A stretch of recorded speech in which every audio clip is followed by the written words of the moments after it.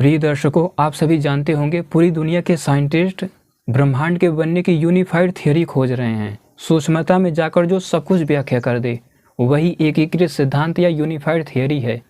Unified theory का श्रेय कभी जॉन डाल्टन को था, कभी पार्टिकल फिजिक्स को था। वर्तमान समय में आधुनिक शिक्षा को देखें तो स्ट्रिंग थियरी को माना जा रहा है।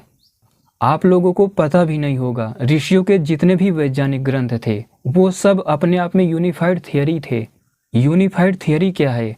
सूक्ष्म स्ट्रिंग के माध्यम से, वैदिक मंत्रों के माध्यम से, सूक्ष्म वाइब्रेशन के माध्यम से सृष्टि विज्ञान के अलग अलग आख्यानों को माध्यम बना के अनेक ग्रंथों की रचना कर देना, यही यूनिफाइड थियरी है। ये जो शतपथ, कौशिकी, गोपथ, ऐतरेय, ऋषि मुनियों, राजर्षियों के वैज्ञानिक ग्रंथ हैं, यही यूनिफाइड थियरी हैं, एकीकृत सिद्धांत हैं। प्राचीन काल में ऐसे 1000 से भी ज़्यादा ग्रंथ थे जो अलग अलग तरीके से इन्हीं सूक्ष्म स्ट्रिंग वैदिक मंत्रों को आधार बनाकर पूरी सृष्टि की तत्वतः और विस्तार से सब कुछ व्याख्या कर देते थे। मैं कुछ ऐसे आख्यानों की चर्चा करता हूँ।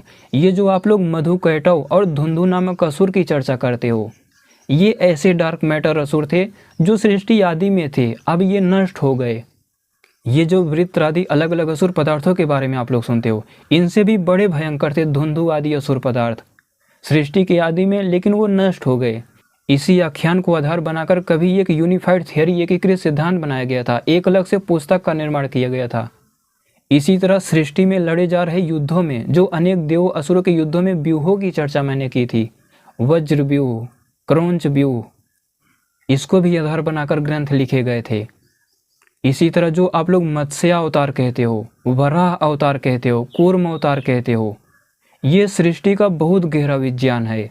प्राचीन काल में इन्हीं आख्यानों को आधार बनाकर अनेक ऋषियों के वैज्ञानिक ग्रंथ लिखे गए थे जो अपने आप में यूनिफाइड थियरी थे। आख्यान यही सब होते थे, लेकिन सूक्ष्म वैदिक मंत्रों को व्याख्या भी किया जाता था बीच में। सृष्टि पर वे कैसे प्रभाव करते हैं, उनकी क्या प्रक्रिया है, सब कुछ।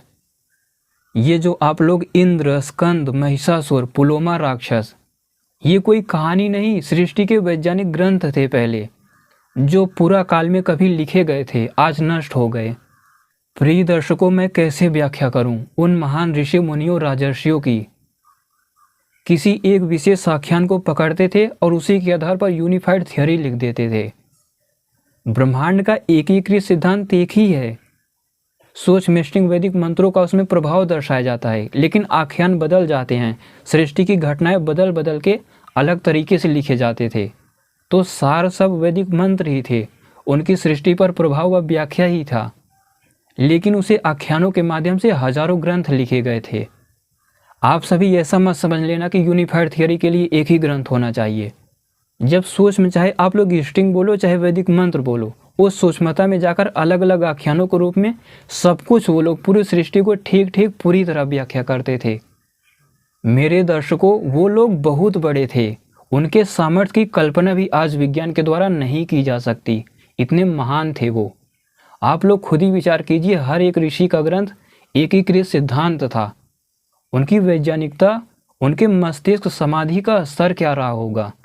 मैं ये नहीं कह रहा कि नहीं हो सकता, आप भी कर सकते हो, लेकिन चारों वेदों के वैदिक मंत्रों को पूरी तरह आधिदैविक रूप से सृष्टि पर प्रभाव व उनकी व्याख्या आपको आनी चाहिए। और सारे आख्यान पता हो तो लुप्त हो गए उन वैज्ञानिक ग्रंथों को आप लोग फिर से निर्माण कर सकते हो, लेकिन इतना सामर्थ्य होना चाहिए।